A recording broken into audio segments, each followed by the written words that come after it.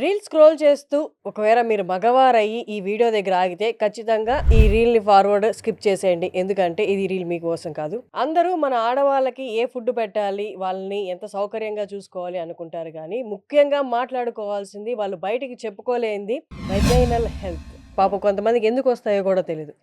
వాళ్ళకి ఇది ఎలా ఉపయోగపడుతుంది? వెజనాలో 2 రకాల బ్యాక్టీరియాస్ ఉంటాయి.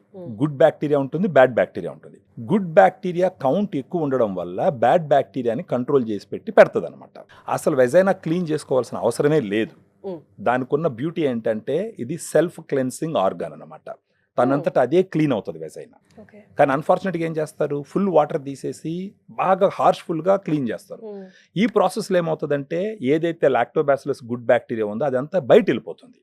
అది వెళ్ళిపోయినప్పుడు అక్కడ ఉన్నటువంటి బ్యాడ్ బ్యాక్టీరియా అది రెచ్చిపోతుంది అనమాట.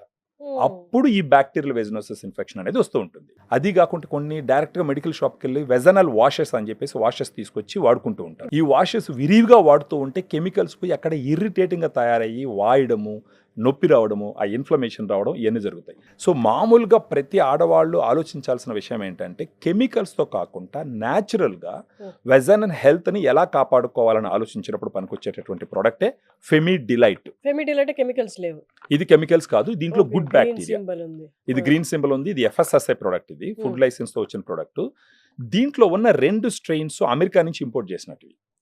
డానిస్కో అండ్ US లో డానిస్కో అనే కంపెనీ ఉంటుంది. ఆ కంపెనీ నుంచి, అంటే వాళ్ళు ఈ స్ట్రెయిన్స్ గత 20 సంవత్సరాల నుంచి ప్రపంచం మొత్తం మీద వాడుతూ ఉన్నారు. ఇండియాలో ఇప్పుడిప్పుడే వస్తున్నాయి.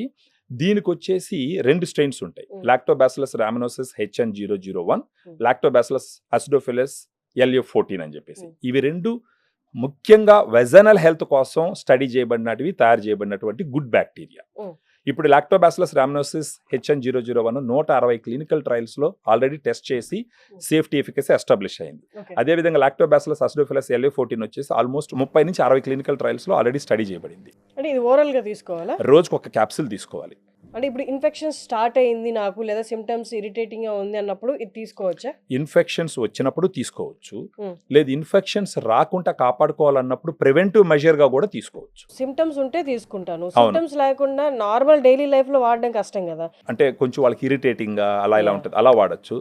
లేదు మనకి ఎలాంటి ఇష్యూ రాకూడదు అనుకున్నప్పుడు 6 నెలలకు ఒకసారి, నెలకు ఒకసారి దీన్ని తీసుకోవచ్చు. అది ఓకే. రోజుకు ఒక క్యాప్సూల్ లెక్కన 30 రోజులు తీసుకొని పక్కన పెట్టించండి.